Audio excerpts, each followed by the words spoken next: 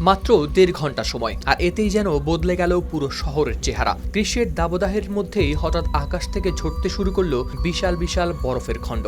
মুহূর্তেই সাদা হয়ে গেল রাস্তাঘাট, ভেঙে চুরমার হলো গাড়ির কাচ। অনেকের কাছে দৃশ্যটি যেন কোনো হলিউডের সিনেমার চেয়েও ভয়ঙ্কর। গেল বুধবার ফ্রান্সের দক্ষিণাঞ্চলীয় আর্দেশ বিভাগে আঘাত হানে ভয়াবহ শিলাবৃষ্টি। এতে বাড়িঘর ও যানবাহনের ব্যাপক ক্ষতি হয় এবং পুরো শহর ঢেকে যায় সাদা বরফে।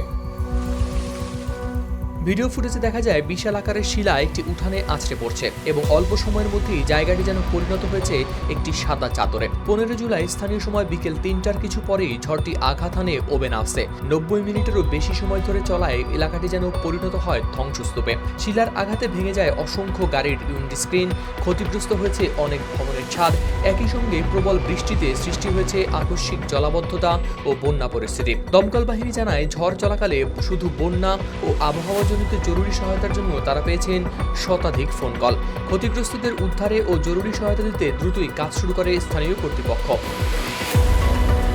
এর আগে দেশটির আবহাওয়া সংস্থা মেটিও ফ্রান্স আর্দেশ বিভাগে জারি করেছিল কমলা সতর্কতা। তারা ২ সেন্টিমিটারের বেশি আকারের শিলাবৃষ্টি ও তীব্র বজ্রঝড়ের পূর্বাভাস দিয়েছিল।